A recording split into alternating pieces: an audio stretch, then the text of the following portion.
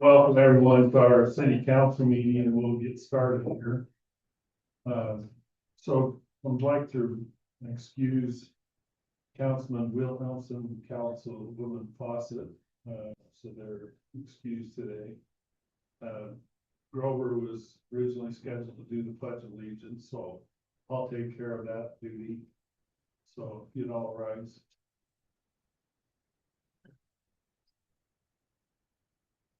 Repeat after me. I pledge allegiance to the flag of the United States of America and to the republic for which it stands, one nation, under God, indivisible, with liberty and justice for all.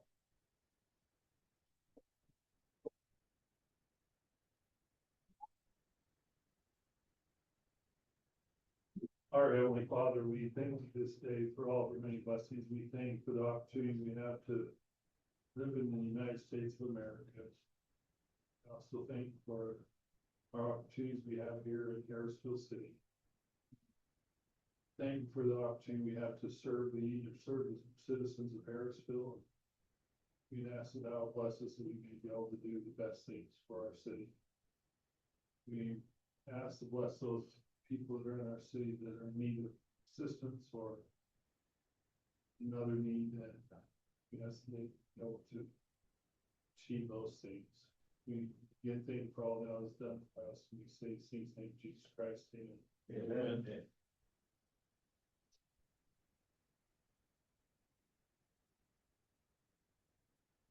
So we're on item number 3. That's our public comment. If you could come up and state your name, your email address, and try to limit it to 3 minutes, that would be appreciated. We'll try to respond to those questions that come up in an email. Either myself or Jenny would be the one responding to those. So if you'd like to come up, and we'd love to hear your comments.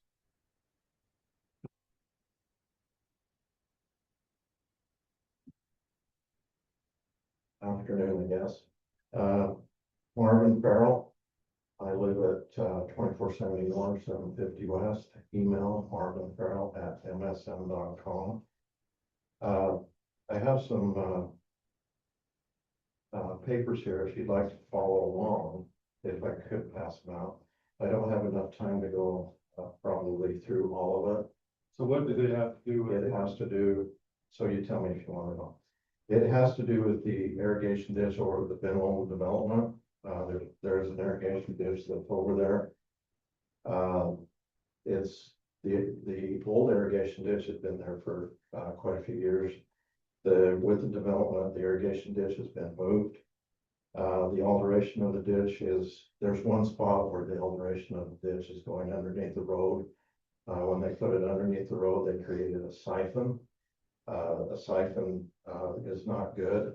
It will fill up with sediment. The other thing is there's another area where they raised the pipe 6 inches to go across the existing culinary line. So that'll restrict the flow of the water. At the main head gate, where the water is diverted, there's concrete that's been poured in the ditch to stop the flow of water. That was done by the developer. I checked into that.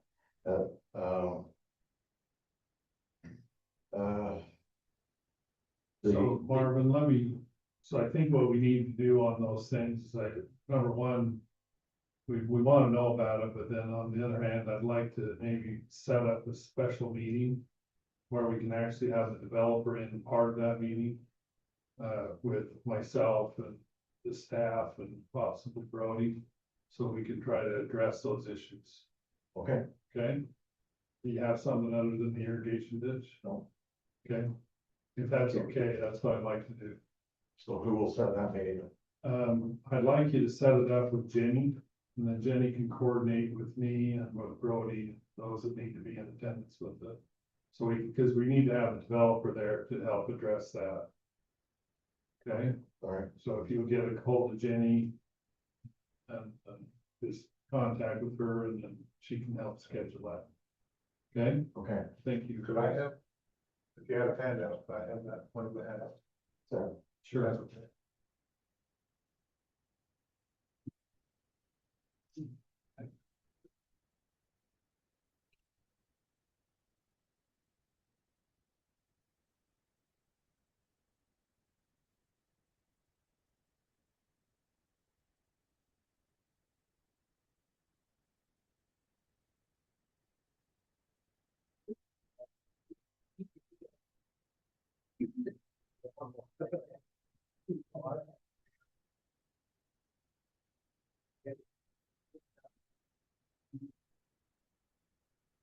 Is there any other comments?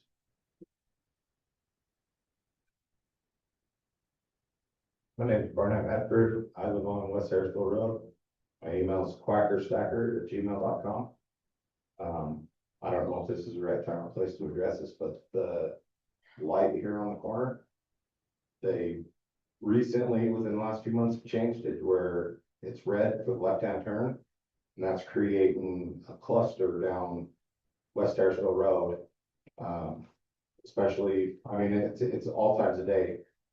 But rush hour traffic, I mean, it's backing up traffic all the way from the stoplight or the stop sign, all the way up past my house, which I live on 890. And it causes havoc for all buses, for us to get in and out of our driveway. I've lived here 5 years and lived in the area my whole life. There's just not that many accidents on this road for us to not be able to turn left, especially late at night or early in the morning when I'm trying to go hunting, having to sit and wait for the light. We should be able to travel that freely.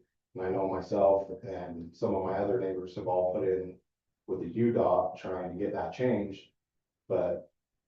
So have you done the click and fix? Mhm. You've gone to that app and done that? Yep.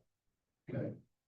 So if we could just get it changed back to where it's yellow, I mean, there's such a long visibility of road right there, we can see. I mean, at what point does safety at one stoplight alter safety for, kids trying to cross the street back and forth?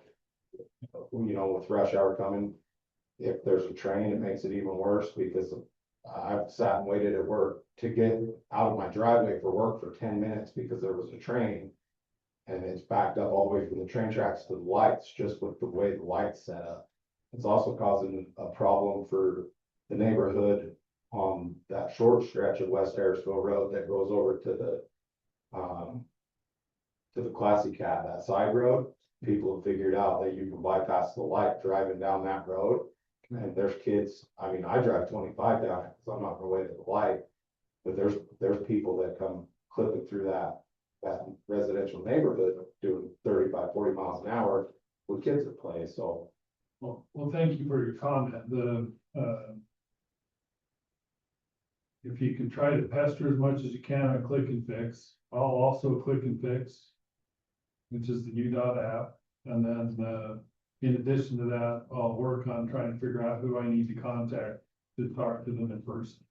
Perfect. Okay, I know I've had a couple other residents that live on the same road talk to me about that, so I'm working on that as well. Perfect, thank you. Thank you. Any other comments? Okay, we'll move on to item number 4. It's a consent item. That's approval of the meeting minutes for March 10th and March 31st. You guys have any comments about the meeting minutes? I had one comment I gave to be corrected on the March 31st. It was just changing one word, have a better context to it. But other than that one minor revision, there's only correction I have. Okay. Blair, did you have any? No. Jason? Can I have a motion to approve the minutes? I'll motion that we approve the amended minutes. Okay, do I have a second? I'll second. All in favor? Aye. Let's see. Jenny, who am I supposed to acknowledge? Oh, chief.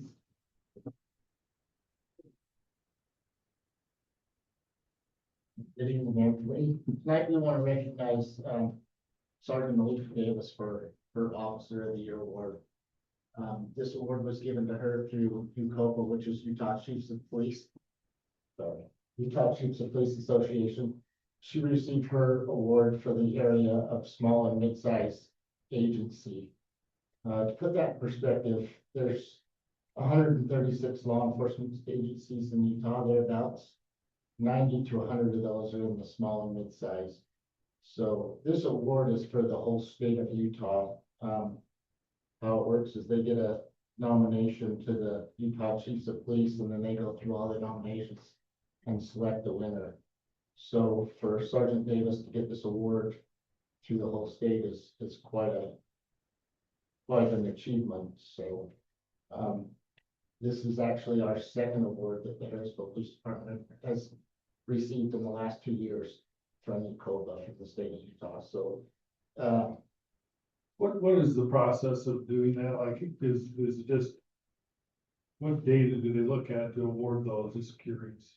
So anyone can make a nomination to the board, and they just write into the nomination why they're nominating someone, whether it's their service, anything somebody wants to put in there, and then the board is, if I can remember right, 5 to 6 people that sit on the board that vote for through the whole state. Thank you. So, in past years, they used to have 3 groups. They used to give one for small, one for medium, and one for large, and then cut that down to one for small, medium, and one for large. So there's only 2 of those awards a year for the Officer of the Year. So, big deal. We'd like to invite Sergeant Davis up.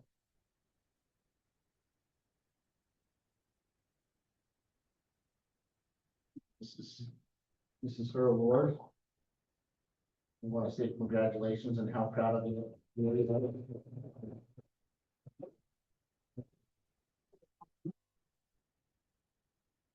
can have your family take pictures first, then we'll take one as a department. Yeah. Yeah. Oh, you guys come Oh, on. you pick one. I want pictures of you with her. Oh, no, she's gonna take it. Yeah, where's Tyler? Where's Tyler? Yeah, I use my camera. Next.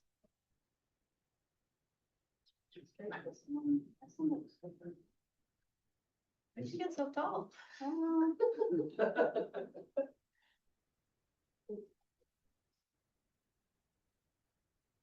Chief, that's when those kids just take it.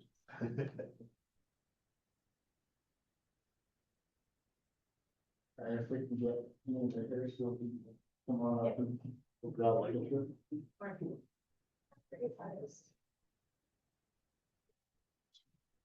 Almost as tall as you.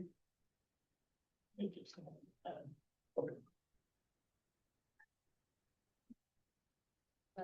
train myself. No. Right there. Maybe take a picture of it.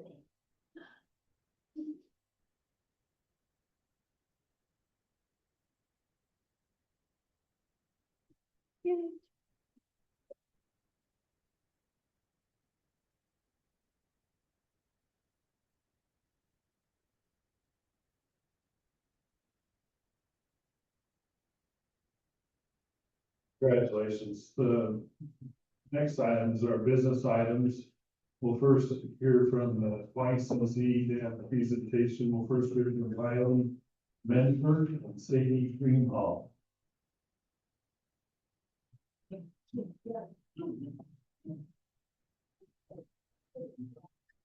Very good. So I think our first thing that we're talking about right now is the Bryan City Multiple Council Training, which we did with North Ogden, North Ogden, Youth City Council, Harrisville Youth City Council, and VBOS, Elder Ambassadors for 4-H, which is like separate from Harrisville and just like these city councils, you know, I digress. So we did a lot of stuff about like leadership and team working, and it was just like a big workshop for that. So we did a lot of activities, a lot of just like, group teamwork, just like that sort of thing. And then we also had, a talk about Yellowstone and Grey Wolf, which was an allegory for, how being a leader in small ways can change the, world in bigger ways. So yeah, that was basically our, multiple council training. It was super fun. I think we would totally do it again. It was super fun to work with our other councils and 4-H groups as well. That gave us a really good opportunity to meet some new people and figure out maybe who we want to work with next, or just even like what we want to do next with, the youth city council, especially because we have a new, supervisor. So I think that'll give us, new ways into doing multiple different things and more service and more just like all of that stuff, you know? So I'm Ellie, and we are from the youth city council. So during March, we went to a council a conference for leadership, and it was super fun. We broke out into a couple different groups, and they taught us how to be leaders and a lot, like, to understand each other, like their opinions and like their perspectives. We really like learned that being a leader isn't just about like doing it yourself, but it's also about helping each other, and really, yeah, it was super fun. Thank you. Hi, I'm Sadie from the city council, and so I'm also talking about the conference we went to at Utah State. And so she talked about like we got there Thursday morning, and then we did the stuff she talked about. And then we had Friday and Saturday. So Friday after lunch, we went to a general session, and we had a guest speaker named David Biggie, you say. And he just like, he's been there. We've gone 3 times to this conference, and I think he spoke at 2 of them or all 3, I can't remember. But so he's a really speaker we really like. And then after that, we did a wild goose chase, which is just like council time to like get closer as a council. And we just go around Utah State campus, and we just go to like different like locations, and we take pictures at each location. And each task you complete, you get points, and then the council with the most points win. And then after that, we had council time and free time. So during their free time, we can go to the shops there. We could go to like the sports center and do like games there. And then after that, we had our banquet dinner.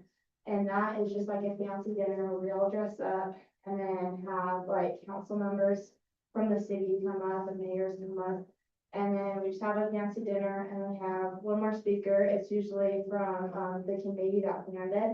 And then the youth speakers from like the youth council that planned it. And then that night we had a dance where we all just go and have a dance, and that's super fun. And then Saturday night we have like one last session together, and then we get IV ice cream, and they usually give us like free t-shirts, and then that's it, and then go home. So it's a good experience. So next year. So what is the biggest thing you learned? We learned a lot just about like making a difference, and like even the smallest things. Like if you have an idea, don't be afraid to go out and share it. And just like even like the smallest things can make a big impact. And Thanks. Thank you for supporting us so we could go to the youth city council.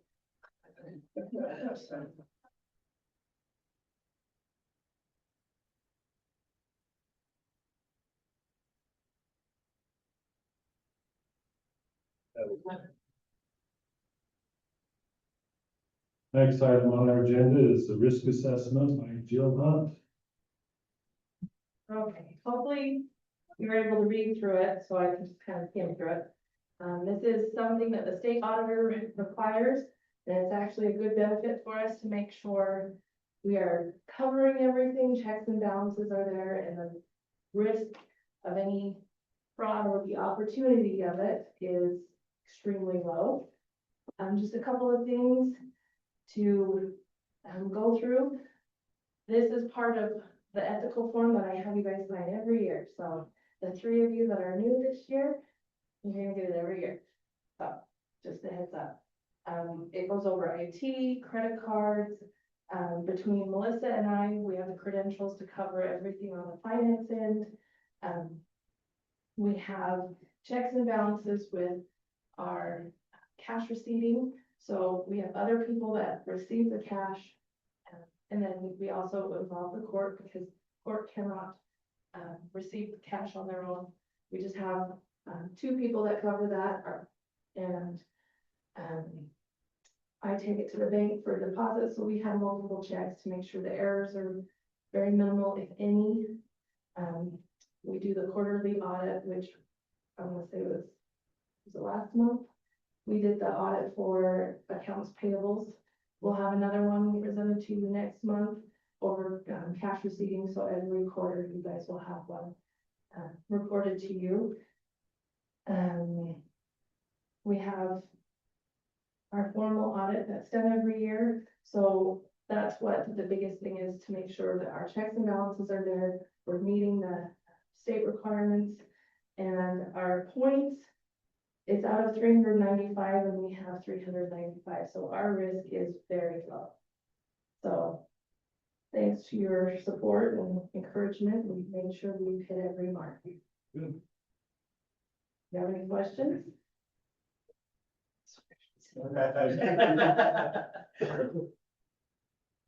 Next item on our agenda is discussion of possible action to approve legal services agreement. Jenny? Thank you, Mayor. Good evening, council. We have included in your packet this evening an updated legal services agreement. The changes to this agreement include an additional attorney with the partnership of Brody, Flint, and Matt Wilson. The scope of services is pretty much the same as we have been receiving. There weren't any additions and certainly nothing taken out. What the new agreement will offer is a little more flexibility and availability for coverage, and also reviews. We've worked in the past with, obviously we've worked with Brody, and we've worked in the past with Matt Wilson when we've had attorney conflicts in the past, so we're familiar, staff is familiar with both attorneys. Do you have any questions about the services contract? Well, the one comment you made about how you use the other when there's conflict, now that they're the same firm, will that create a conflict problem if there does come something out that you have to find someone else to? Yes, I can answer that. So yes, you will not be a conflict counsel. We actually join and work together so that we could basically cover each other and help out. I will still be the main contact for Harrisville, and you'll see me almost always. As far as conflict counsel, we're actually have worked, I would say in the last year, and we've developed relationships with about 4 other attorneys in the area where we all can conflict counsel different things for each other. So it certainly would be an issue. You can't be a conflict counsel, but we've created a system to make sure that not only the cities we represent, but a lot of the municipalities around here, that we have a system where we can get those taken care of when it's needed. Okay. And then the second question, more a budget question. I know in the review we had last month, the amount of fees was like $31,000. In the proposed budget for this upcoming year, is that because a partial increase for the year, the budget year, that's why the budget is showing 31 instead of 48? So there's the legal services are split between 2 accounts. There's this legal service account for the city, and there's also under the court for the prosecutor services. So the payout for those services come from 2 GL accounts. And so those will total for 48. Yes, we also pay for public defender fees separately under the court budget. So there's really not an increase in the budget, yes. or just because of the. There's adjustments, these adjustments from this contract were included in the budget work session on the 31st. And that's just my question, so it's not the 31,000. But That would That be doesn't short cover for what's contract, being proposed, yeah. because it's split between two GL accounts. So so are we in need of having more attorney coverage? And is that mean we're paying for two attorneys? Okay, understand that better. I suppose, yeah. So, I needed more coverage, hopefully not, right? The increase, essentially, I went back, so I started 4 years ago. Under the same guide, so we did ask for an increase to be consistent with other municipalities, to be quite frank, and I don't want to say this in front of me, but I'm getting, it's a little bit less than other municipalities. The other attorney is basically just provide a better service. Do you need more coverage? Attorneys always think that you could, like, you could have a full-time attorney if you wanted to. I mean, there's some things to do. The increase is essentially market rate kind of around here, what's going on right now, and then a lack of adjustment for 4 years. And so that amount that was in that legal service, this scope of service, that's for both, is that correct? That's for our firm, yes. Okay.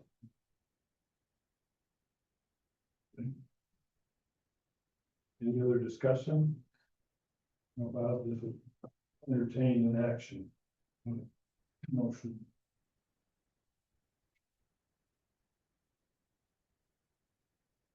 Should there a motion? Make a motion to approve legal service agreement. So we have a motion, have a second? I'll second that. Yeah, so this is a roll call vote. Commissioner Hadley, or Councilman Hadley, sorry. Yes. And Councilman Christensen, Yes. Councilman Montgomery. Yes. Okay. I'll pass.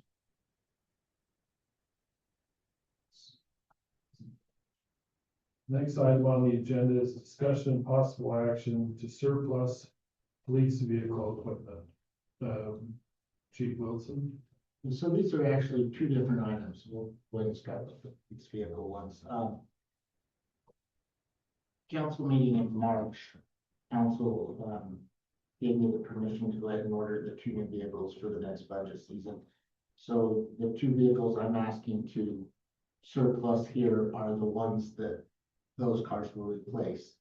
The reason for asking for the surplus now is one of those vehicles has some mechanical issues and been taken out of service. So I would like to just get it down, get it stripped and get it to the auction with the other vehicle that we need to take from last year's budget that we couldn't sell because of an accident involving one of our cars where one was totaled 6 months ago. So that car hopefully is going to be ready for pickup next week. So we can now get rid of the oldest car and then the one that has mechanical issues. Along with that, I was asking permission to pick up one of the vehicles that was pre-approved for pre-order when it arrives, so we can get it in the system to get equipment installed. It's probably a 3 weeks early. They should be here in June. So instead of July, it would just be the June. That's the reason for asking for pick up that car early, and the reason I'm asking to surplus those 2 vehicles now. I don't know if you want to have questions on that before I move on to the next, or Kathy has questions. Any questions? We get it early, it's not gonna cost anything different, it's just the same cost. same cost as, The new one's the same cost if we get it early or not, correct? right, we ordered them early to get the previous year price before they switched to the new year, yes. Thank you. Okay. Any other thoughts, questions? Okay. You want to go on to the next thing, or you want to take an action on that? Let's do that first. That might be easier to do it that way. Yeah, let's do the action first, so we can have a motion for the first item. Which is the survey. My motion was we surplus the police vehicles. And is it for that whole line there? For the allocation and replacement unit? Okay, I'll second. so motion and second. This is a roll call, so. Let's go with Councilman Montgomery, Yes. Councilman Christensen, Yes. Councilman Hadley. Yes. So the second item on here, the equipment is actually, firearms that we hold in evidence that was either can't be released back to the owner or has been relinquished by the owner.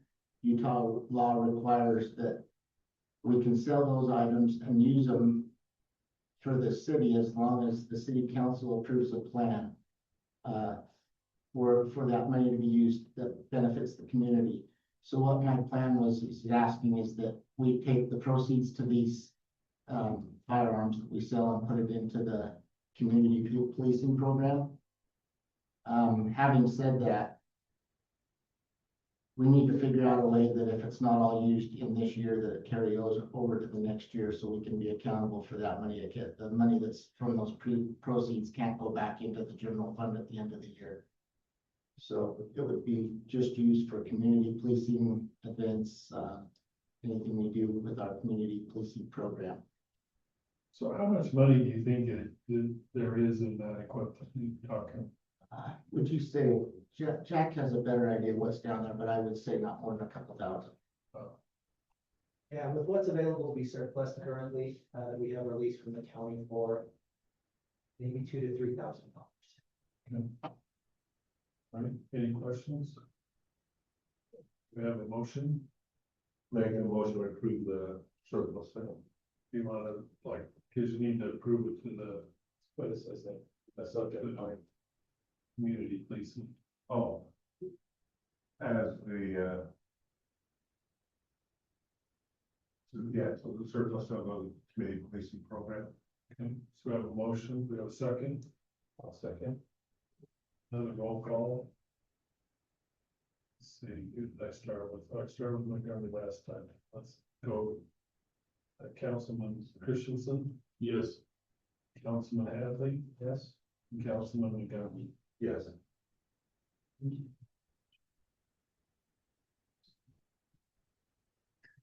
Go on to the next item of the agenda, discussion and possible action to adopt resolution 26-04 for the trees resolution, Kevin Wilbur.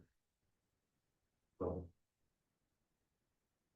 Thank you, Mayor, members of the council. Come before you tonight to discuss an update to the resolution for the 26-02. This is the approved tree and shrub list for the city of Harrisville. The purpose for this is to bring the suggested trees in accordance to new practices, water management, ecological benefits for the tree and for the city as an urban forest. This list that hopefully you've had a chance to look over is pulled directly from the original tree list that was resolution 00-02.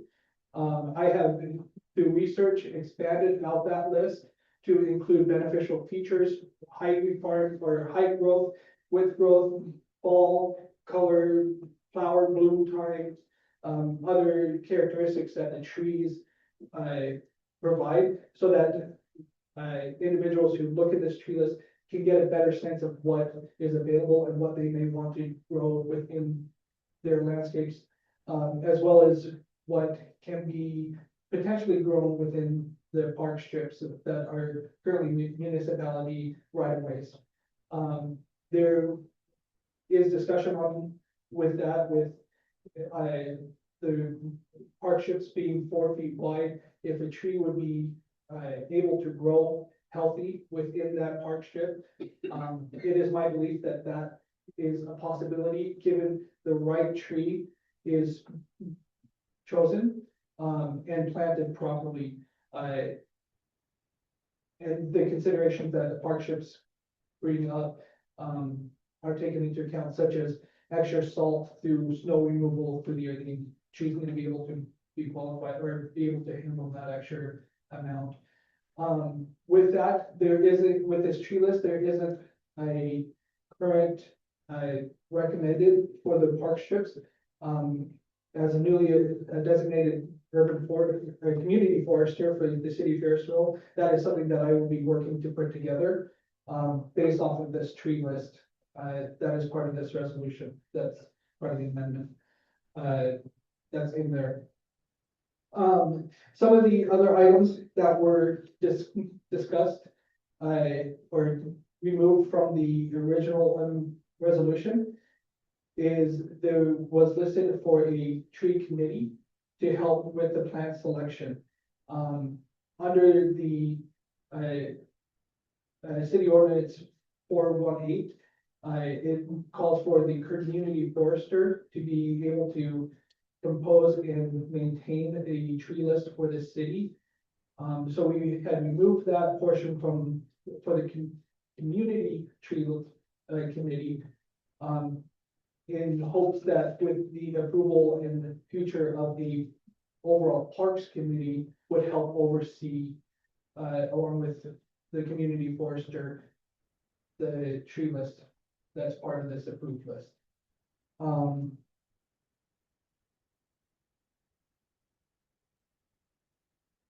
There's a couple of the other things that I did with this tree list that are differences, from the original, is through my research, our tree list had, it was broken down into 3 categories: small, medium, and large trees. As I was doing research into these trees, the growth pattern or growth habits, some of those trees were not adequate in the current designation that they had, and so I adjusted them. So some of the small trees were grown to 20 to 30 feet, and I moved them up into the medium-sized trees. It just fit better in that category. I did remove one tree from that list, as it was a tree that was more, it wanted more of an acidic soil, where Utah and Harrisville has alkaline soils. It was more water loving, required more water than the other trees within the list. So while it could survive, I didn't feel like it was the adequate choice for the city of Harrisville with the water usage, and trying to become more of a water efficient landscape that can build. So this tree list is for those municipality right of ways and city parks, city owned property, that comes from that. That's my understanding from this resolution. It's not, that's the oversight of where this comes in. So it doesn't necessarily spell out for what the citizens should be planning, other than other parks. Not from my understanding, that is correct. I would hope that citizens would look at this list of approved trees and kind of help take away some of the research that they themselves need to do. As, oh, we already have this resource of that somebody has put in, saying these trees will grow in our area. They're good options, and they can make their selection off of the list. But as far as my understanding is, no, they do not. It does not specify what they can grow, what plant on their. And one other question, though, is it something that in this resolution that should be addressed, where like how close to sidewalks? I believe that's our next item on the agenda, regarding the sidewalks. But some of the problem with sidewalks and trees is the roots lift them up. That is correct. So I'm assuming that the trees that you have in the park strips are trees that aren't gonna have large surface roots where they come up and lift the sidewalk.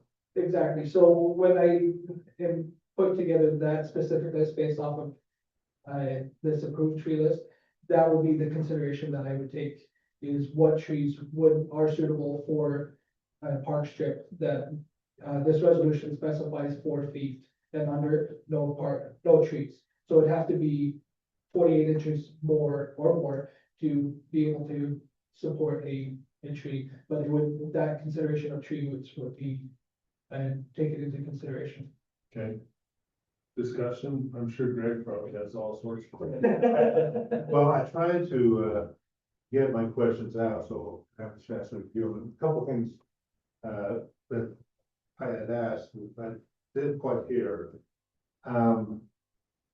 One is on that, language that talks about trees and shrubs. And so since we're talking about the public right of way, what shrubs are appropriate, since there's no list of what the appropriate shrubs are? So we were looking into that today. I was talking with my supervisor, Bryan, about that. And there was no previous shrub list that was provided off of the original resolution, even though that language was part of that. So that would be something that would need to be created as well to match this. Because I do know as I walk around, that people have a variety of things in the park strip. Whether it be yuccas, whether it be junipers, whether it be just a variety of things. I remember in Ogden, there was an old gentleman who would plant cotton every year in the park strip. He'd have a good crop of cotton in the fall. You know, what type of plants, I think it's important to regulate in the park strip, because if someone does an evergreen, for example, on the list is a yew. Mhm. Well, that creates a dense barrier, and it's height that you can't see, and generally it'll go wider than that 4-foot park strip. Right. So there are some things I think that we might want to clarify and say, okay, we do need to address shrubs in the park strip, because we're trying to look at river strips throughout the state Right. to get away from turf grass and get to more water-wise plants in the park strip. You know, my personal opinion, I don't like this still rock, that it just creates a more mosquito island, but I think we really have to address what we want to talk about plants in park strips. What's appropriate besides the trees. I agree.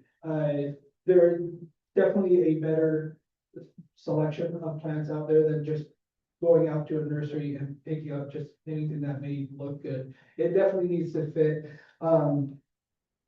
the area, the growth. And I agree that there's a push to replace park strip grass. My personal hope would be to be a xeriscape low water type of park strip. In fact, I was,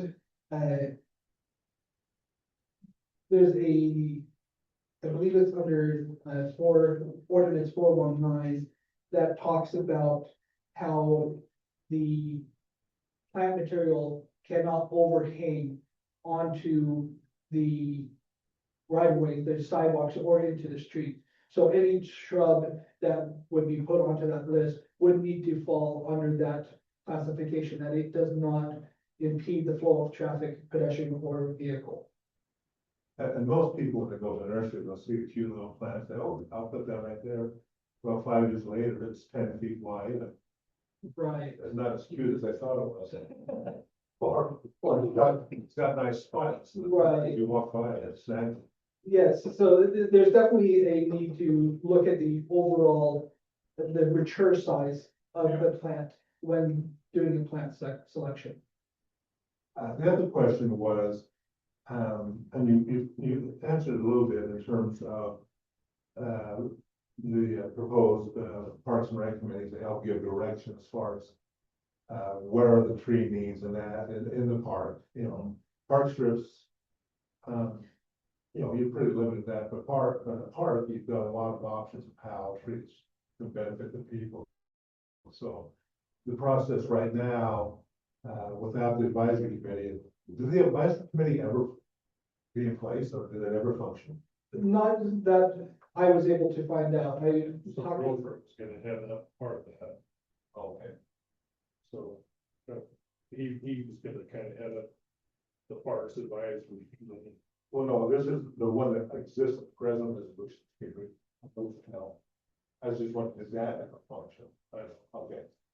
Yeah, so the original tree committee that was part of the original resolution, I asked both Jennie and Bryan, who've been with the city for multiple years, if they had ever seen that committee, and the answer that I received was it had not.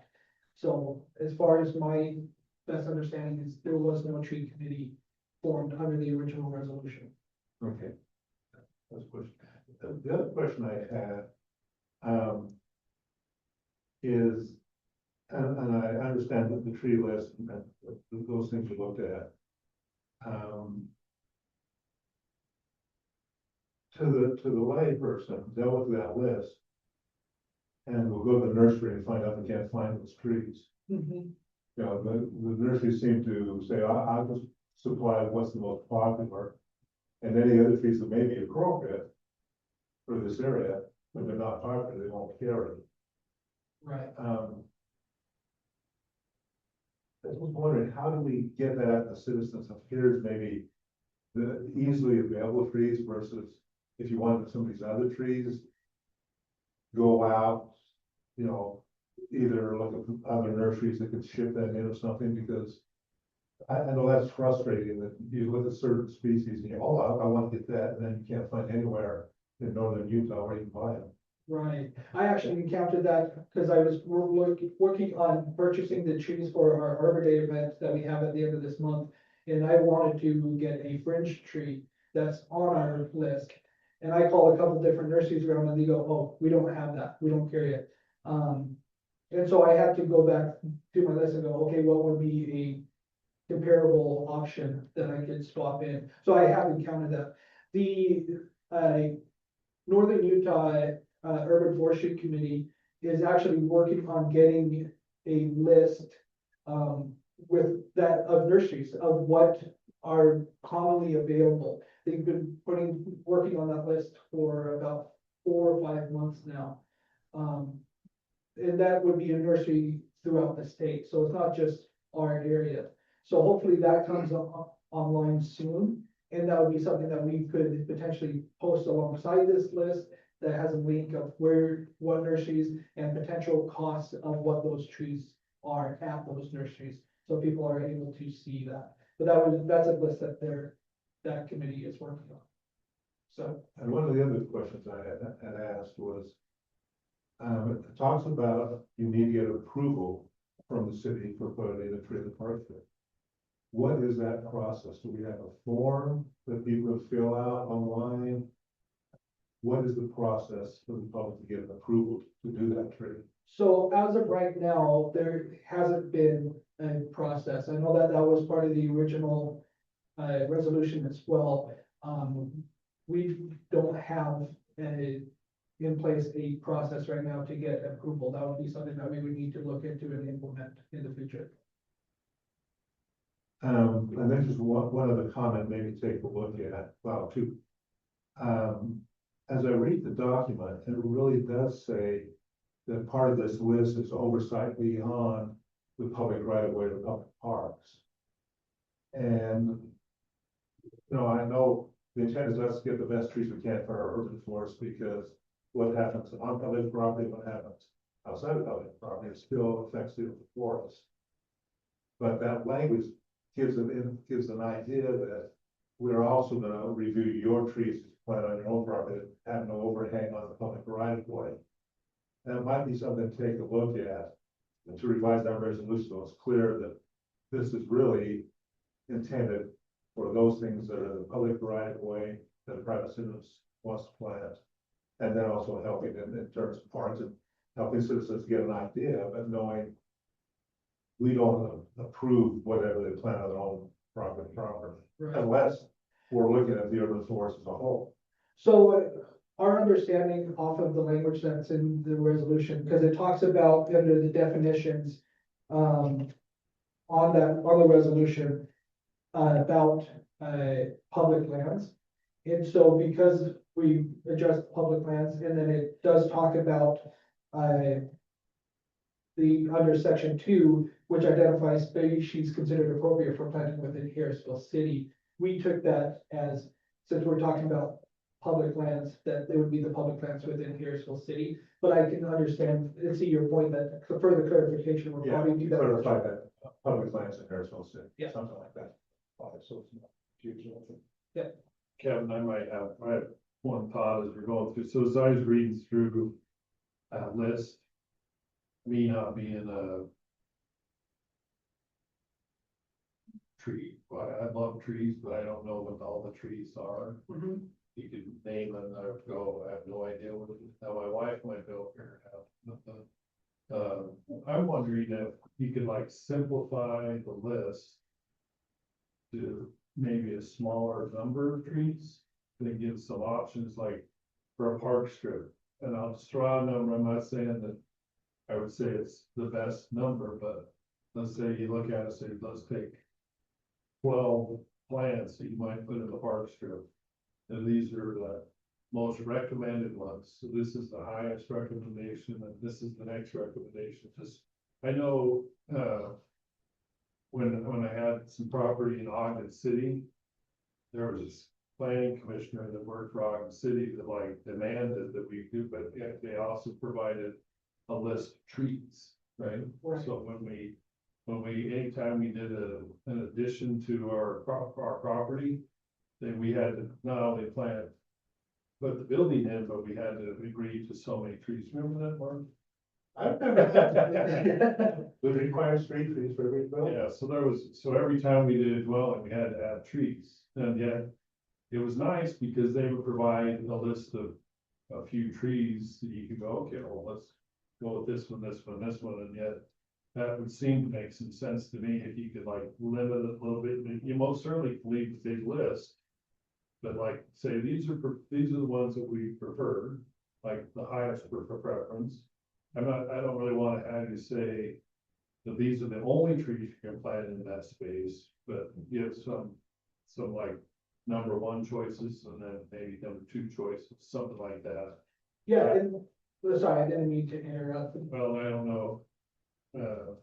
Councilman Montgomery has any input on that, but I know he provided an awesome list. To me, it's we're trying to add buildings, putting trees in and stuff, so. So as I was doing my research, expanding out our current tree list, I looked at other cities and they have exactly what you're proposing. Other cities break it out. Some have just like what we have. Some have it broken down to here's your street trees. Here are trees that you can plant under utility lines. And I know our tree list, our small tree list does specify that these are good underneath utilities. But I think taking it one step further as we talk about park strips moving forward, because that is a hot ticket item. Not only here in Harrisville, but through cities throughout the state. I talked with Provo and they're dealing with the same issue as well with their park strips and trees. Think, any other discussion or I have questions? a couple of questions. Yeah, so under section 7, I don't know how much of this was in the previous resolution as well. Under section 7 there, it talks about hazardous dead and diseased trees. And in that, it has language about the city has the right to remove any dead or diseased trees on private property within the city. And if that's determined, I'd like to understand the process of how that's determined. How our neighbors, our citizens, are they informed that something needs to be taken care of? Do they have an opportunity to cure the problem before the city enacts? What is in there for that? So, we do have that authority. This doesn't just mean you could. I'm not asking whether we have the authority. I'm just asking, do we have stuff for the citizen to be able to hear it before I have to see each tree, I haven't paid attention to it. The city shows up, cuts it down and says, here you go, here's the $1,000 bill. You know what I'm saying? So the second half of my answer is that you still have to go through the process, which would either involve a voluntary agreement with the homeowner. If they are objecting to it, then it would actually go through a court process. And it's really based on, public health and safety type issue, like the tree's gonna fall and break that or whatever the issue is, but it's not just we can go with a chainsaw and cut down the lawn. It's either done after due process via court, or, if it's mutually agreed upon by the homeowner, the property owner. Is there language somewhere that kind of states that process? Just, So it would be in a different, oh, it would be under. Yeah, that's what I'm the wondering. nuisance, Yeah. nuisance ordinance. Okay. Yep. Yeah. So that can be added here if we want to. I think it'd be really helpful to correlate it and say that, you know, codes regarding this would be found in this area, because if someone were just reading this, be like, oh, it sounds like the city could just show up in my house and chop down my tree and say, here's $1,000 bill. You know, and so I think it'd be very helpful for citizens to not have that confusion.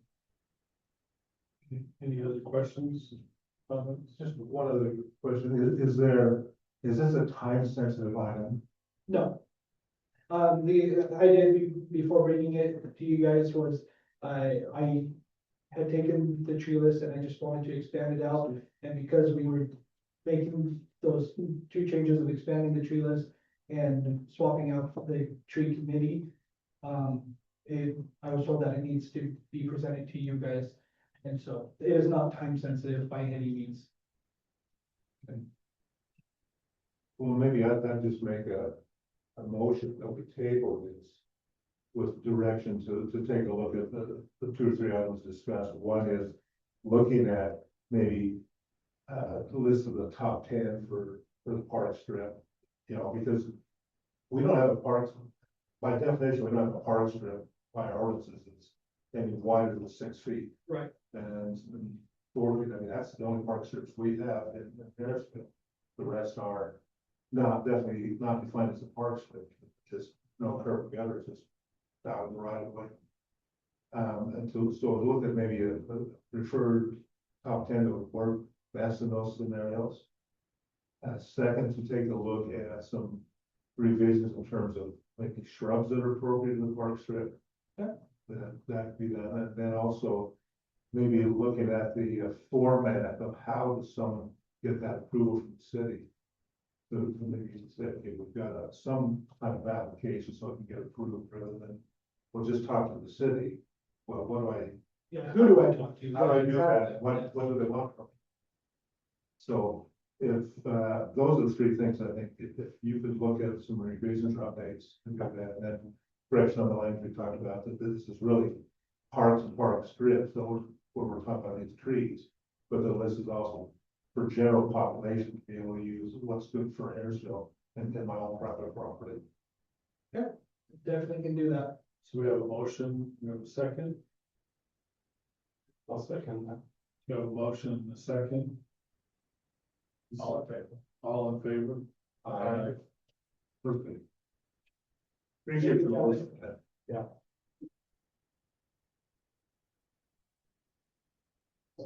The next item on our agenda is a discussion and possible action to approve Sidewalk GIS. That's by Wes Hoskins. West Hoskins on the Harrisville City Road League. And I'm here tonight to ask the council for approval to complete the GIS program. This will be a module for a program that we already currently run for tracking other roads, sewers, and storm drain systems. Stop signs, ordinance signs, etc. I feel it's pretty important to get this going and started pretty quickly, obviously for obvious reasons. For that, I'll give you what this GIS system includes. And it includes a system for tracking damage and other concrete repair needs. Also the inspection of the sidewalks, with the ability to upload pictures and lengths of sidewalk, the problem with the sidewalk will have to be graded in a 1 to 3 scale. With the ability to go back to that GIS system, print reports, and easily and quickly find the problems and address them. And the purpose of this sidewalk program, and we'll call it the sidewalk management, maintenance and inspection program, And it's to establish a proactive system to ensure sidewalks are safe, accessible, and compliant with applicable standards. This program reduces liability exposure, improves public safety, supports ADA compliance, and extends the life of the sidewalk infrastructure. So again, the objective is to identify and correct the hazards before they cause injury, maintain compliance with ADA, ProWag, and other local requirements. We will reduce slips and trips, walkways associated to the legal exposure, and prioritize maintenance funding using risk-based decision-making. So a lot of that's through timeliness through having this program. And that will consist of all our sidewalks. And I can go into more detail as far as the timeliness of the repairs if need be, if not, if you guys have any during the questions. Again, like I said, I feel like it's pretty prompt. We should get into this pretty promptly. Get going. It does take some time to inspect all the sidewalk. There's roughly 44 miles of sidewalk in the city. And there's just me doing it. So, inspect it and then get to the repair or maintenance process of it. It does take time. Upon approval, he is about 2 or 3 weeks out of creating this program and getting it put in place on a GIS system. And I feel like that's a very good way to track everything, also generate reports to, if ever needed. So make this pretty short, but if there's any questions, I can answer your questions. Have we had any sidewalk claims? Not particularly, no. We've been noticed, but what's within our city, so we're just trying to be proactive, so we're, so. There's no informal, there were a lot of lawsuits. I don't know for sure this year, but last year that was the number one claim in Utah. And the, the liability of it is essentially what is your programming, how do you inspect it, how do you repair it? How do you notice it in between repairing and identifying? So this is way. legally, this is a really good idea. Very much so.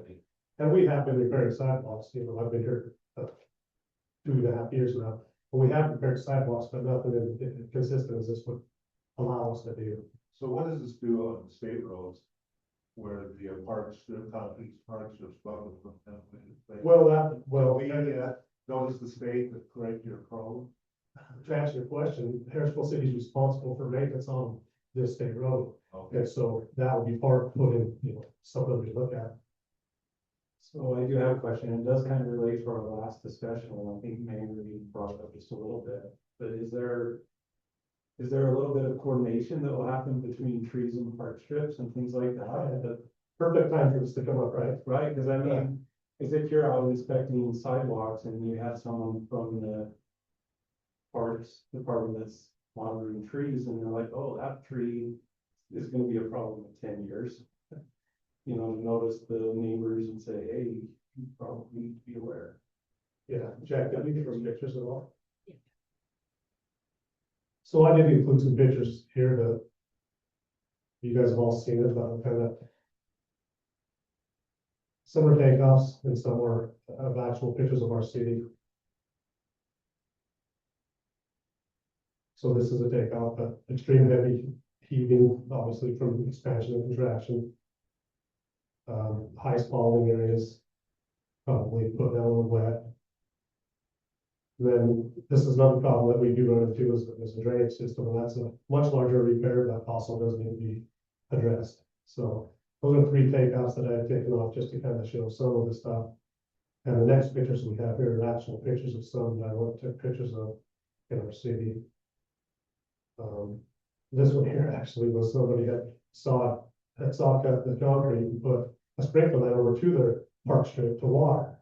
And just by kind of inspecting and looking, I ran across this. So obviously it's something that will be addressed with the homeowner right here in the near future.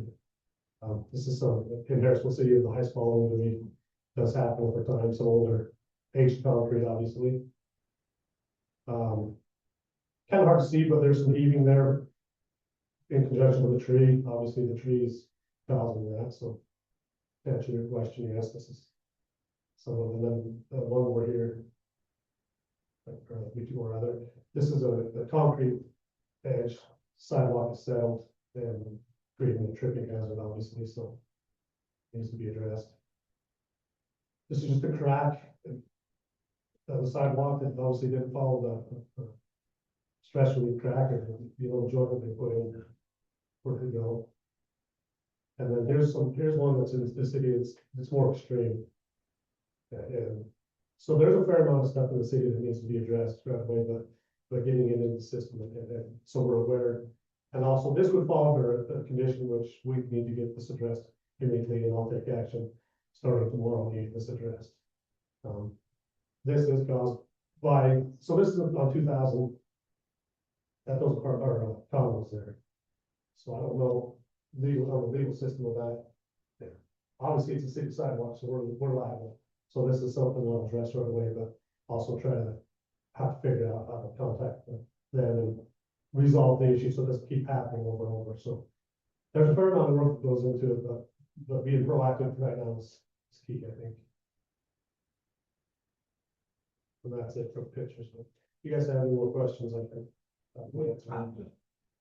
So are there, I mean, I would just questions, tracking, is it the software that we currently have, or is there other requirements for new software? So this will be added to our GIS system already. It's just a module or program or whatever you want to call it. And it's specifically for sidewalk maintenance. And is that an add-on? How much is that per year? Is it in our budget currently, or is there any budgetary consideration about that? So to answer the budgeting issue, this was not included in the current year's budget. We are trending okay for this year, so we're hopeful, if necessary, we'd like to add this as a budget amendment in June so we can get started on this immediately.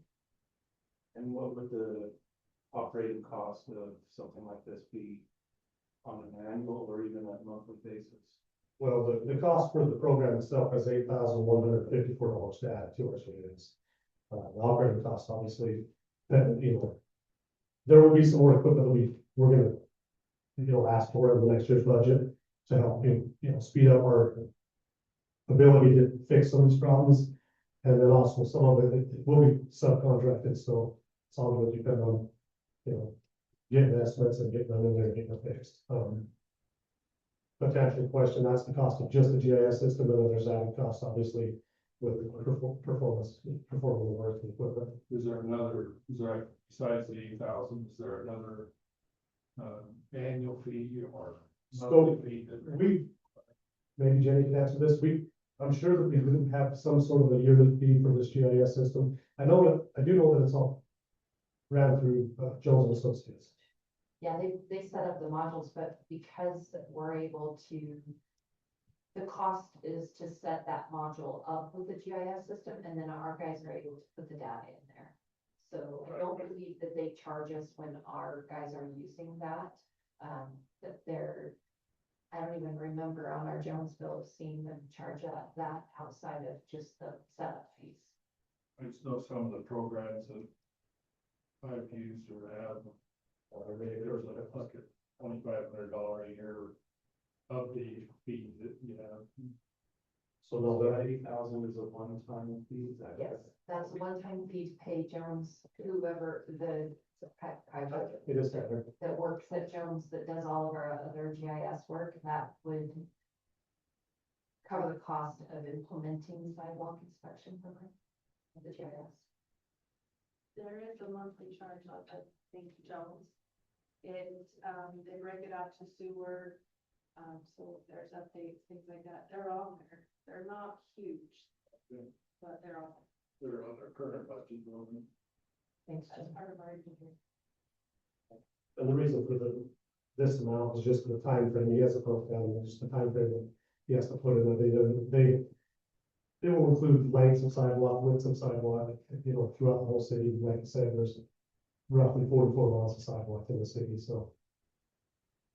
Any other questions? If not, we have an action. I'll make a motion to approve sidewalk GIS program. Do you have a motion? We have a second? I'll second that. Okay. All in favor? Aye. I think that's.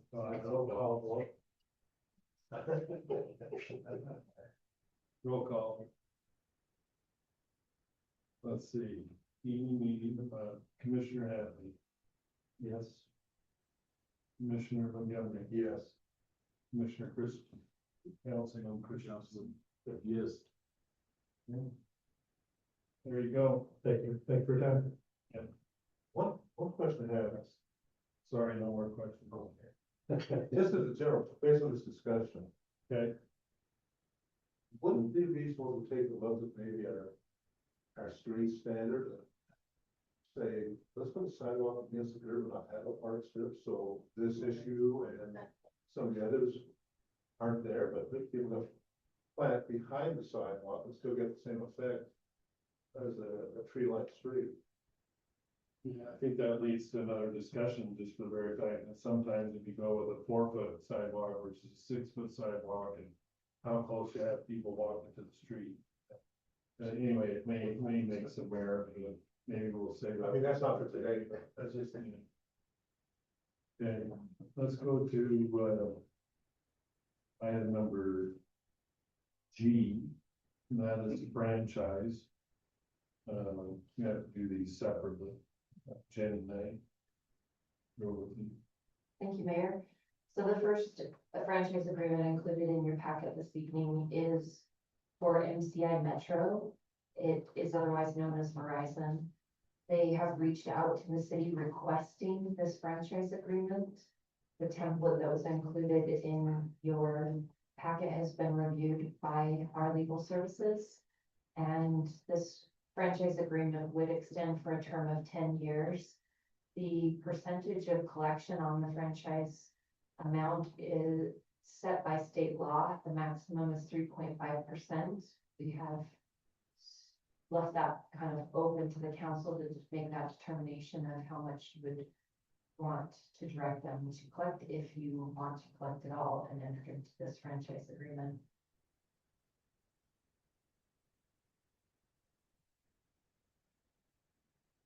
So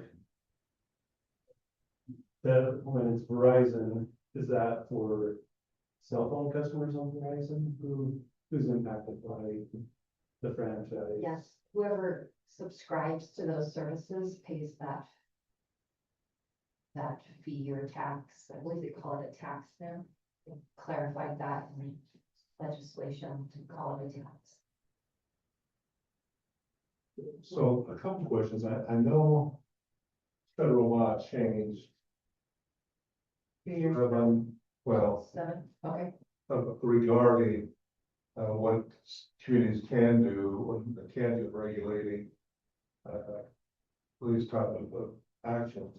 But there were two things in the document I wondered about, 9.3 and 9.113 F. And I can't remember, do we have to allow poles if there are no poles in that area and everyone else is underground? So that's the first question. I just can't remember what the federal regulations said about method of delivery and what communities can regulate this. And it, before attorney answered it depends. If their mechanism requires some overground things, you have to allow that for the system to function, but you can require as much as possible to be underground. Okay, that makes sense. So in another jurisdiction, they require one every half a mile. And you have to allow them that, but if they say, well, it's cheaper if we do it every 500 feet, you can say no. Okay. If that answers. the Yeah, question. no, I can remember there's something out there, but I just couldn't remember. And it's to what also, extent. maybe this is a little more, but this is actually an area that's pretty fuzzy because the actual federal definition of internet essentially, and whether or not it's a necessary public utility now. And that's always been, depends on who you talk to. Verizon will tell us that it is. Not sure that it's not quite agrees with them, but, they're gaining more and more protection under the law to do this. So what we're trusting is just their good judgment on the community and what they need for their service. Right. And then on, 9.13F, it talks about if damage is done during repair work on public services. But what about the person who's installed the sprinkler system in the park strip, which is a private system, but it's in public right of way? The way that language reads is they have no obligation to repair that, it's only public. They actually have the obligation to repair anything that's damaged. Okay, because the way the wording that said only public. That's specific to this agreement because this agreement is with us, Right. right? So Oh, we can't contract for private person's rights. However, the law is very clear when they're installing this utility, if they damage anything, whether it's private property or public property, they have to restore it to the same standard that it was. Okay. But yeah. So what are the challenges for the city? Like how much time does it take to monitor this type of system? Like if you're, that seems to be an area where we would determine how much percent to charge. Would be is like how much time does it take for our staff to Monitor. keep this under control? Is there a bunch of other paperwork that has to be provided? Is there So police work that has to be provided? I would recommend you do 3.5% because that's what we're allowed to recover. Once the infrastructure is in, it's pretty minimal. And depending on the company and who their subcontractors are, the installation can be overall pretty painless, or it can be an absolute nightmare for city staff and be actually quite labor intensive for the city. Do we know how they're planning, what they're planning on doing in the city? As far as infrastructure. Right. So to be clear, this is a franchise agreement with them to use the right of way or to have an agreement with the right of way. This isn't a proposal for a project. Okay. So if, and when they come to the city with a proposed project, they have to go through our normal encroachment process, which is where the fees are assessed for how much oversight the staff has to during that project. There's been a lot of back and forth, and particularly in the legal world of what we can require.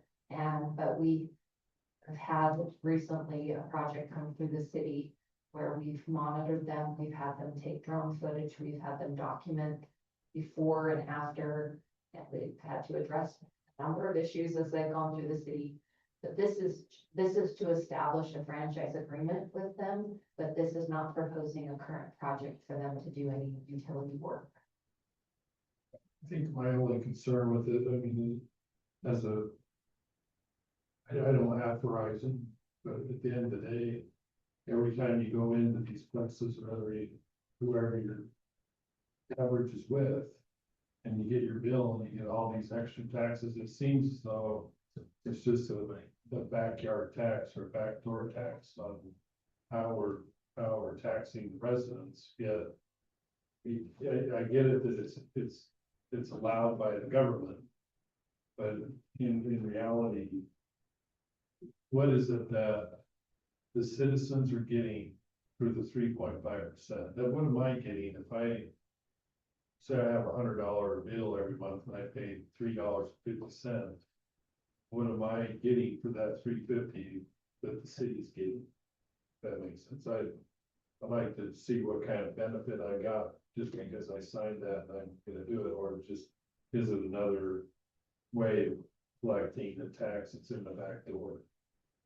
So certainly there's an impact to the city's infrastructure whenever they do a project, and we try to capture the cost of those impacts at the time that they do the service. So that's what the encroachment permit process is for. But we are very aware that a lot of times, a few years down the line, that infrastructure has issues and the city has to put a cost into repairing that outside of the time frame that they put in that utility cost.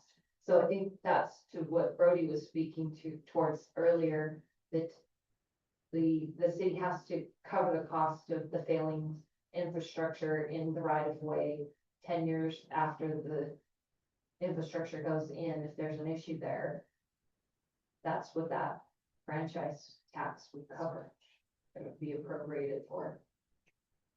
Just seems like, I mean, the council could do what they want, but at the end of the day, it seems like it'd be nice to be able to quantify why we tax this particular part, or we tax that particular part. Versus just supplying it because the government allows us to do it, and yet if, you know, if we go look at back 10 years, because companies like AT&T or whoever else has been out, I know Connects just came down my road. And tore up stuff. Such you know, how much that is being cost, like what is the city's cost? Meaning, when we budget, how much that's gonna go to covering these franchises, because we have to fix this or fix that or whatever. I mean, that's, Well, we have to fix it regardless. but what I'm saying is right now, it's like, doesn't seem like there's any particular number. It's just, well, we have this opportunity to pass out a tax, which I get it. We need to have the money to run our city, but at the end of the day, is it needed to be at 3.5%? And if that is that, what does it cover? What can I explain to the resident that says, well, this is the reason why you got a 3.5% increase on your bill? So the 3%, the 3.5% is paid by the entity, right, by Verizon. It's not to the residents. So it's essentially a use tax so that they're paying for the improvements. Not all Harrisville residents are paying 3.5%. No, I get that, but if I sign up for Verizon, I'm gonna have a franchise fee of 3.5%. Correct. They're gonna pass that on to their customer. And essentially, what we're saying is that the cost to the city to have and maintain that infrastructure for Verizon is gonna cost the city more or less the 3.5%. And that's why the franchise tax is there. Can you lower it? Absolutely.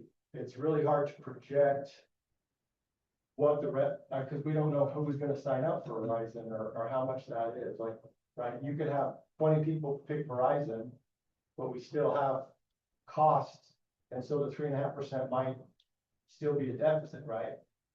But it could be that a lot of people sign up for Verizon and the city has an excess one year from the 3.5%. It's really hard to project that. But the idea is that it keeps it somewhere close to the cost to the city for having and maintaining the infrastructure for the life of that infrastructure. Correct me if I'm wrong, Brody, but we currently do not have a franchise agreement that I'm aware of with Verizon. If we did, it's expired, but we can't stop them from going through the right of way.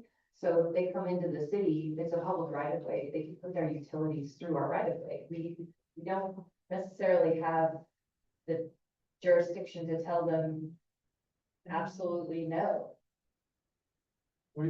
That would be a much more complicated fight. Well, I don't know that I'm asking to say no. What I'm asking about is, you know, we seem to like love to attach all these taxes. We're gonna tax this, we're gonna tax this. Why are you taxing? I mean, I get a T-Mobile bill every month that I pay, and it has franchise taxes on it that I'm paying, but the city gets a portion of it. And I'm not saying you don't need tax money, but at the end of the day, you know, do we need to continue all the time, every time something comes in? Now, I don't think it's fair to have the T-Mobile customers paying a franchise fee and the Verizon ones not to have that franchise fee. I think everybody should be the same. So are we like 3.5% on all of them? Or are we 2% on this one and 1% on this one? Is it something you can adjust today or not today? You know, if we set it at 3.5 during this meeting, change it to 2%. Well, that would be up to the council. This was a request from the entity. We are bringing this forward as staff. This was their request to enter into a franchise agreement with the city. So that's where we're at, the council, whether or not you want to and what you want to set that percentage at. I certainly would say Verizon would certainly allow you to lower it if you felt that appropriate in the future. Under the contract, you would be in breach of contract unless they voluntarily agree to let it be higher. So is there who do we have franchise agreements on that do the same type of work today? Connects one of them. Yes, we have Connects, and we had one Syringa, but I don't believe they even put any infrastructure through our city years ago. We had one for telecommunications. Those are the two. We had an AT&T one historically back when it was actual So right now, telephone systems. we don't know, who do we know who we're collecting from right now? We are not collecting yet from Connects because their service isn't throughout the city yet. So we don't have any telecommunications that we're Could it collecting. was set on their franchise agreement at 3.5? And then the AT&T saying that we know of that, but we don't really know what that agreement is. That one would have been expired. Good. So right now, the only one we know of is that he as far as internet / wireless phones would be Connects. Correct. That's a Rocky Mountain. Those are energy franchise tax. This is specific to telecommunications. Any other discussion? How about a motion?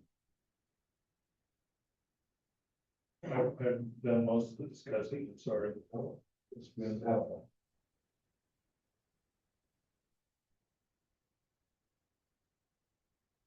Well, I'd make a motion to approve the franchise agreement. So this is actually a resolution, Okay. 26. Okay. Make a motion to approve resolution 2606 to MCImetro Franchise Agreement. And would you like to list the percentage? I'd say whatever percentage we have. The other, so if we know that number, if it's 3.5%, that's what we have for the others, 3.5 is what's allowed under the state. then I'd say 3. Okay, so we have a motion, we have a second. I'll second it.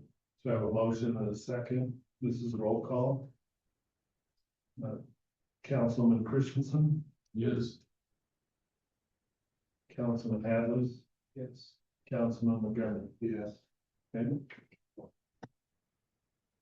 Mayor, if I may jump in before this next one, I would actually recommend tabling this one. I actually had some contact with Jenny and the attorney on this, and I think there's still a couple of questions that we need to resolve with them before we have any formal action on that. I'm happy to answer questions, but I just wanted to throw that out there before we start the discussion. I would recommend not entering to anything yet. I don't know that they're major or crucial questions, but I would hate to approve it and then go through discussions and you just bring it back. That seems silly to me.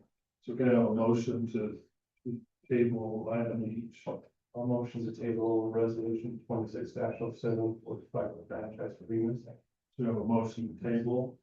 Do we have a second? I'll second it. Is this also a roll call too?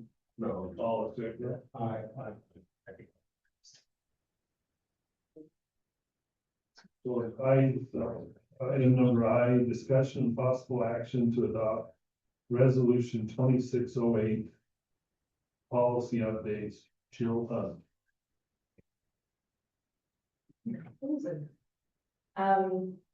So this kind of goes along with our, it's called integrity program with our insurance, the trust, to help the city become proactive and lowering the risk of possible issues. We have created a couple of policies. We have our return to work program. It outlines if someone gets hurt, where they need to go, what we're able to do when they come back. If they're on light duty, we have to agree to whatever the provider that they end up going to see. We would prefer to go to work med. If work med is closed, obviously, one of the hospitals, depending on the urgency. So things like that, that is our return to work program. We have our parking and vacuum policy. This was one of the biggest ones that the insurances across the board have actually pushed. At a lot of our conferences and amongst HR conversations to help with the bumps of running into poles as they back up or other vehicles. So we have process or a policy using a spotter, making sure if you can, you back up to park or pull straight in so that way you just pull right out. That's our vacuum and policy, parking and vacuum policy. We have our employee first report of injury. We have that time frame, soon that they have to let me know, or their supervisor. The important people to know before their shift is over. So whether it's one of the officers over the weekend, they can call their supervisor, and then they can let me know so I can let the trust know, depending on what's going on, and we have a specific form for that they like to look at. Before we get into the evaluation forms, do you have any questions on those? You have, Well, I know. I had one question, but that was on the driving policy. Oh, the driver qualification, go for it. Is that new or is that just? So we have our driving requirements. They can't have so many. Well, we check driver's licenses, and to kind of be more proactive, we don't want a lot of people that have tons of tickets to be driving our vehicles. That hires the risk. Talking with the trust, this was a great way to bring aware for us to make sure we don't run into those issues like other entities have in the past. The question I had, I proposed, I asked Jenny about it, that was, it seemed like there's some confusing language about DUI, Yes. about 5 years, 24 months. 24 months, and recent, So, and they're all at the same time frame. So right in this point, 5 years back, 2 years back, or whatever is recent. so if they're an existing employee, Uh-huh. we have the trust run their driver's licenses every month and send me the list. If something happens and I see a DUI on there, it's within 30 days. If that's when the current employee, sorry, my tongue's getting tight, we would take action on. If it's a new employee and it happened within 24 months, we would also make sure that they wouldn't be driving our vehicles. However, talking with the trust and their legal department, we've gone through, sometimes people make, one mistake, and 5 years later, it's not, or even 2 years, depending on their record, it's not a detriment. So we want to make sure if they're able and they have their CDL, or one of our admin, we can drive the vehicle and we can prove that they have a good track record. We want to allow them to have that if it is. And then we work with the trust very closely on the DUIs. So that's kind of the purpose of why the 3 different criteria, which all seem to be the same thing. Depends on the actual situation, but that going forward, if it's a current employee, and I know within the 30 days from the last one, we would take action and they would be able to be driving our vehicles. But if it's a new employee, because I send them the record or the driver's license and they come back and say, hey, FYI, this happened on this date. Depending on where it's at, and we talk with the trust, then if it's within 24 months, then most likely they won't be driving. We have to look at the situation and kind of go from there. So would it be any clarification, say, recent as defined by the monthly motor vehicle review? Right, or something like that? I We can- just we read can it. have that I'm just language. kind of confused about That language, that's a good, what the difference between recent and 24 we can put that on upon driver review or something like that. and we'll make that. You know, I As long as you know guys there's are been good with questions that. on that before. I just was not. It's not a common thing, but we wanna make sure we're on top of it Well, yeah, before it becomes a common. and then anyone who's employed knows if I do this, I've got a problem. Yep. So we will make that correction or amendment or on that form. Any I'm other, surprised why I'm kind of surprised why the trust doesn't have anything. So I know like a lot of times, like this, I have a trucking company.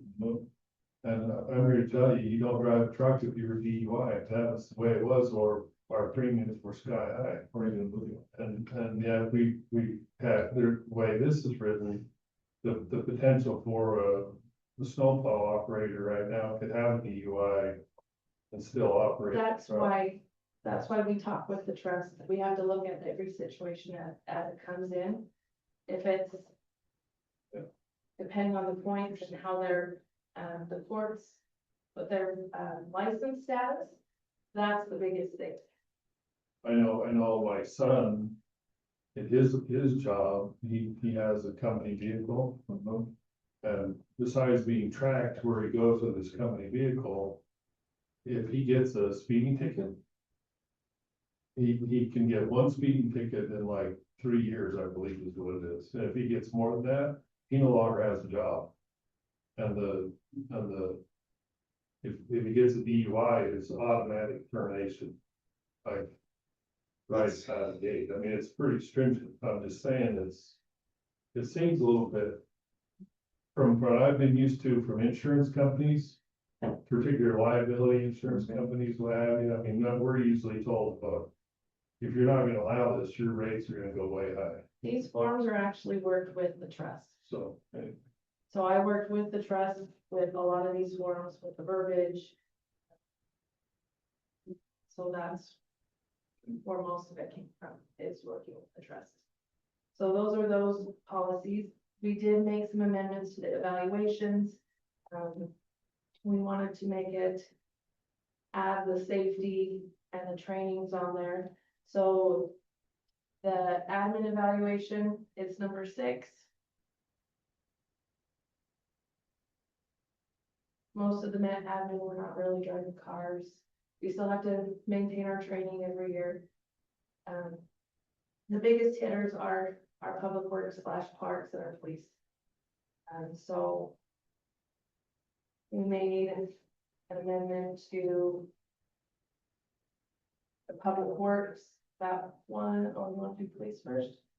8, number 8.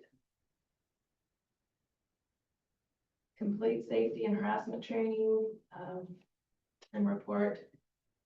Use proper safety equipment.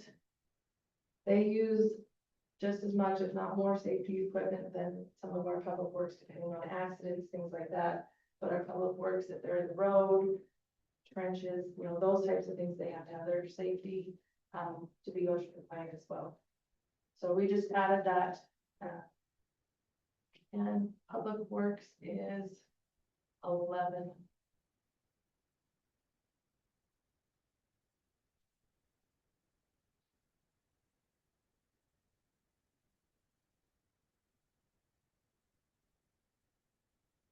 Any questions on those?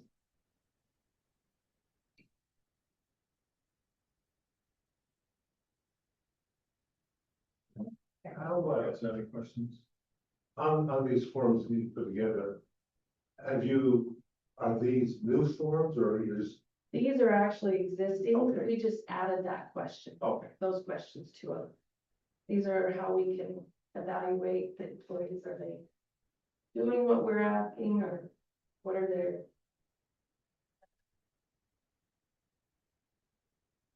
because I do know how difficult it is to have these generic forms, and yet their application to certain jobs. that's why. It's difficult to make that transition. That's why it was important for us that we created 3 different ones for different job descriptions. Any other discussion? How about a motion? I'll make a motion to adopt resolution 2608 policies update. We have a motion, we have a second. Roll call vote. Councilman Montgomery, Yes. Councilman Hadley, yes, Councilman Christensen. Yes. Item number J, city reservation discussion. Bryan, Fife. Thank you, Mayor and Council. This can be brief. A few weeks ago, I was contacted by DNR and Assistant Director Gallo, and I sat down with them and we learned a little bit about our Harrisville Park.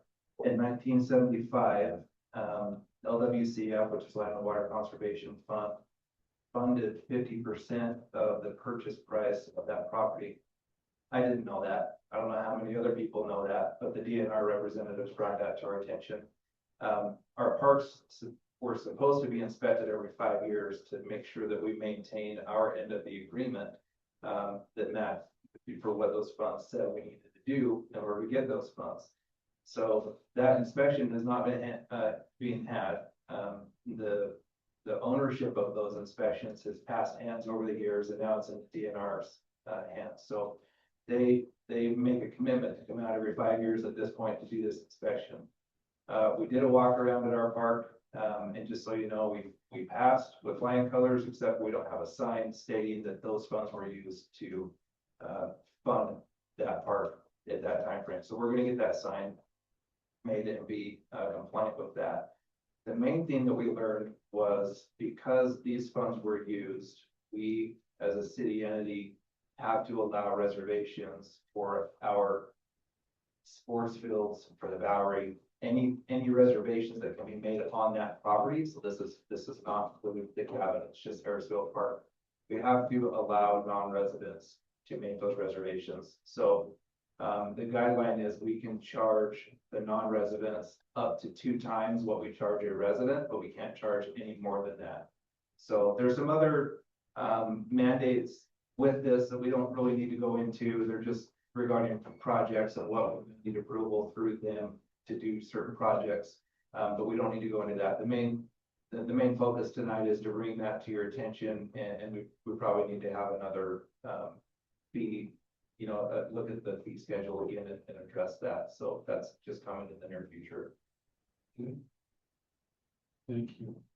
Item number 7, mayor, council, staff follow-up. Through the staff first. Chief Wilson.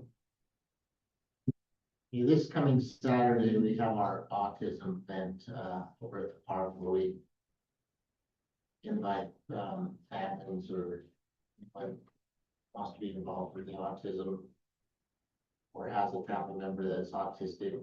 We cook hot dogs, have lunch, sit and talk. If you guys are interested, stop by. It starts at 2 o'clock on Saturday. What time? 2 p.m. We have our next active shooter training Wednesday. We're at the fire department for incident command this time. So, and then the following Saturday, we have DEA take back at Walmart. So if anybody has any expired prescriptions or any of that kind of stuff, there's a drop-off location at Walmart on Saturday. I believe it starts at 10 o'clock. What was that? It's the DEA take back, so it's a drug take back. People can, just like the little thing we have in the foyer that people can drop prescriptions off. They collect. We collect from anybody in the city, and once that's collected, the DEA actually pays for the destruction of that.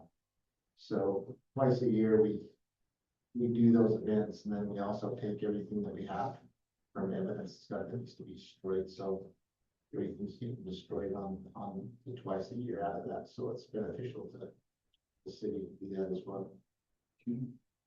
Okay, that's all I have. Bryan? Yeah, so briefly, just thank you to Wes and Kevin. Councilman Hadley mentioned coordination, right? And I think that since we combined both departments, some of our department goals, you're seeing some of those goals come to fruition. We have staff meetings every Monday. We have coordinated meetings daily through the week. Their efforts are great to make sure these things happen. We have really, really good staff who are obviously very proficient in their lane of what they do. So thank you to both of you. It's awesome it's fun and exciting for me to see this as a director, to have leads come out and lead out in a conversation of what their expertise is, right? So thank you for that.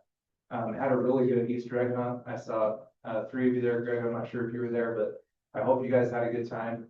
I think it went really well. Didn't have any complaints other than maybe the number of eggs that some of the kids got, but out of 9,000 eggs, I think it went very well. So just a brief report on that. Yeah, I have to tell you, I thought it was awesome. Like the planning of it was just really, really well. After we finished up in Harrisville one, and I appreciate the police being there as well, but your overall planning was just impeccable. I went up to the Huntsville, Easter egg hunt. You want to talk about mass chaos? I'm here to tell you, it was mass chaos. And I had a member of my ward went over to the Far West helicopter drop. I teach primary on Sunday, but they're like, we didn't even get an egg. And these were 9, 10, 11-year-old kids, but anyway, he did an awesome job, and so did the new city council, and everybody that participated in it. So we were really well prepared and planned, and you could tell there was a lot of thoughts that went into it, so thank you. Thank you. Appreciate hearing that. Staff does a really good job. Dedicate a lot of time to that, to make it happen. So appreciate that. We have our first gardening and landscape class on the 17th. That starts at 9 o'clock, right? And what's this class going to be? This is gardening in small spaces. So Kevin has taken this on and just really let out with it. So it's going to be really exciting to see what he does with this. Arbor Day is April 25th. Again, Kevin's leading out on this, making it happen. He's purchased the trees, identifying places to plant them. Any questions on that, reach out to Kevin on it. Spring cleanup, April 22nd through the 25th. Everything's in place for that. Dumpsters ordered, signs made. Everything's ready to go. And that's about all I have. Thank you. Okay. And that is only green waste to clean up. It's only green waste. Jenny? Yes, thank you, Mayor. We just want to, I want to publicly acknowledge all the work that Jill's been doing on the budget. She's done a really good job. She put together a great work session that we had at the end of last month, and we are trying to reach out to get, to be in compliance for the new state laws in May. We're doing our best to try to reach out for that information to be in accordance with those new laws. Sometimes the information isn't available for us at the time that we're reaching out, but we hope that we will have that in time. Speaking of that, we are planning to have a budget work session prior to the May meeting. Is typically what we do before we do adoption of the tentative budget. This year it will likely be an interim budget because we do have things of taxation. So that would be 6 p.m. on May 12th. Will be the city council date. For the work session? For the work session, it'll be prior to, we'll run it at 6 p.m. prior to the regular council. Unless given otherwise, direction otherwise. Okay, that's fine. Yeah, so 6 o'clock for Before the city council meeting at 7. And then just a thank you to the mayor. We do have the League of Cities and Towns training the end of next week. There are 2 planning commissioners registered to attend as well, so there'll be a few of us down there. I do have a interview with the guy tomorrow, actually, for the other one that we talked about, because we didn't have enough the other day. Okay, that's it. That's it for me. Council, do you have anything? Greg? I'm sorry, you're gonna wear me out. I don't have anything new, but I want to thank Bryan for getting all that information to me for we don't have an official date yet, we're meeting as a committee for the American 250, but that was great. Thank you for helping with that, yeah, and just Nicholas, Mayor, your big kudos to the event. I did have one question about some of the things, on our website, we have our calendar section, and I noticed a lot of the things that Bryan brought up on there, but not any of the things that Chief Wilson brought up. Are there ways we can get those things on the calendar? I think that'd be helpful for communicating out to the citizens. That may be a disconnect. We have a separate police website. Yeah, but I don't think that, We have the calendar feature on that website. I'll have to look into that. Yeah. Yeah, because there's just one, I mean, I probably wouldn't even know what to think about going under a department and then looking for a different calendar. I would think calendars. Yeah, I agree. So I don't know if that's where the disconnect is, but we'll find out. That'd be awesome and amazing to have out there, because those would be, great things to be able to have out there. Public review, so thank you. Just a couple things. One is maybe just get some clarification, because I know in our last meeting, we talked about putting some information on the rain barrels and newsletter in April. And should I have prepared something to put into the newsletter? Well, Or that's just how I we don't left know if I was supposed to do it, or I thought, I find it interesting just to type my little old note. Anyway, I think I'd accomplish a lot if I just typed that. yeah, I was just wondering if I was supposed to do that, because, to do any notification now would be too late. They would close now, so. If I was supposed to do it, I didn't know, so that's why I'm just asking. Maybe I'm better say who's doing what. that's probably a good idea. If I was supposed to do it, I forgot about it. When I didn't know it. So, And this brought up. just one thing I noted here, that in the budget, we do have sidewalk repairs already. And have a budget for next year too, so when you're talking about that, I guess the one question would be, looking at that amount, saying, do we need to, once you do your analysis, we need to update that sidewalk repair budget? Well, I think for next year, 2027 budget, I do think we need to take a closer look at it. Obviously, 2026 is already there. There's a small amount in there, $10,000. Which doesn't go a long ways on repairs. And as you've seen, I have repairs that need to be done immediately. So that will be eaten up relatively fast. So yeah, looking forward to the 2027 budget. I do think we need to look at it a little bit closer, and it will kind of be a learning trial for that year. We'll put X amount into it and say, okay, next year we'll have to, obviously we're not gonna be able to, or wouldn't ask for more than we need. It'll more than likely be less than we need. So we'll have to adjust it for the budget. Would be the way I looked at it. What about it? So we kind of know what we've used in years past, which we've just got by, so to speak. And so, you get 100% compliant, it's gonna take a little bit more, but that's not what we're gonna look at. And then I just have a question of 2 updates. Any more information on the R3, R56 zone? Yeah, we did look at that. I'll actually send it out to council. I'll send a little memo out with that, and then you guys can tell me how you want to proceed after that. I can send that out. It's kind of a lengthy discussion. Okay. And then the other one, any follow-up on the question about our ordinance conflict between how we handle vacated right of ways and state law, vacated right of ways? You'll have to remind me on that one. Well, I sent you a question saying, and under our present ordinance, it says vacating a right of way unless it's a complete vacation doesn't require a public hearing.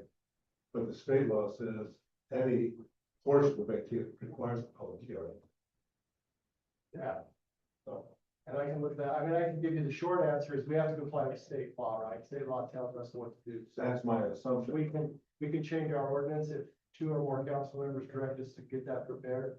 But we have to follow the state law, that's a conflict. I just wanted you to look at, see, yeah, we are in conflict, we do need to do that. Yeah. Again, So just take a look and see, So do you want to, because we need two or more, so do you guys? well, I like, or you're just saying, yeah, we just need to do it. well, again, as I stated, there is a conflict there, Okay, and I can prepare it really easy, but again, respectfully, I've stated I don't work for Mr. Montgomery, I need right. multiple people to tell me what to do. If we're in conflict, please fix it. Yeah, we can fix that. There's three, There's so, two. okay. The more the merrier. Appreciate it. Thank you. So we're gonna fix that. You done? Thank you, sir. Blair, two things. One question is, you mentioned the Harrisville Park, and people outside of Harrisville can rent that. This is for a future discussion. I understand that the cabin is not available to outside residents. Should we look at that again? But right now, it's just a question for future. If it's not being rented, I think it should be. So not looking for a moneymaker, but I can tell you it's all rented out for every weekend. Hey, okay. And if it is with the citizens, awesome. I won't say, I don't know if it was all citizens, but I know. well, it has to be, because we don't rent it out to non-citizens. It's currently residents only, but you have the policy in place both ways. Yeah. That is something that we were, as staff members, wanting to bring up with you. And the other thing we'd like you to just kind of marinate on before we come with a staff proposal for reservations is how you want staff to address nonprofit fundraisers, people that are locally trying to use the facilities for a nonprofit event. So we get outreach and staff like clear direction on how you want. Currently, if they have proof of being a 501c3 entity, then we allow them to just provide that proof and we won't charge them. But we do get some other special requests from individuals that are maybe doing a sort of GoFundMe. They're not necessarily a registered nonprofit, but they're asking for those fees to be waived. So we just need clear direction on what council wants us to do. So just be mindful and thinking of that. Thank you. And then my second thing was just thanks to all your staff, for all you guys do. You guys do a lot. Thank you. Appreciate it. That was one of the thanks I wanted to give for responding to Bruce Brown and the week behind the detention pond. And take down those weeds, spray them. He had gone out by himself before to spray them. I said, don't do that. Get a hold of Bryan. And he appreciated how quickly he got out there, sprayed the weeds, and came back again, sprayed it again. Good. Happy to do it. Blair, you ready to take your time? Yep, well, I'm good. Good. Thanks. No. We'll go on to item number 8, closed executive session.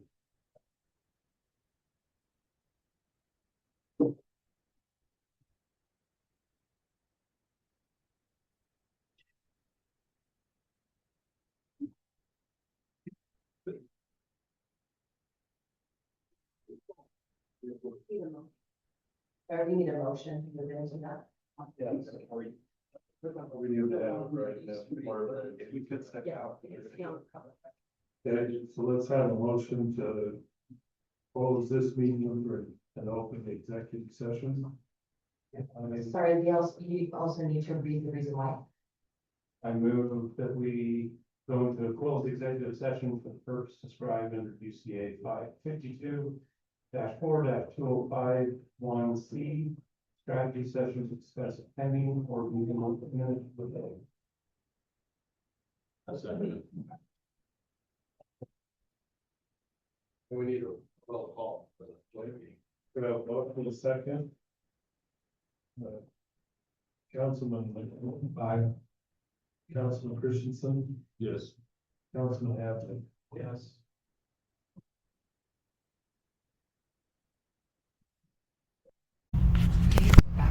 last item on the agenda is to adjourn. I motion that we adjourn. Okay. Second. Motion second, all in favor? Aye.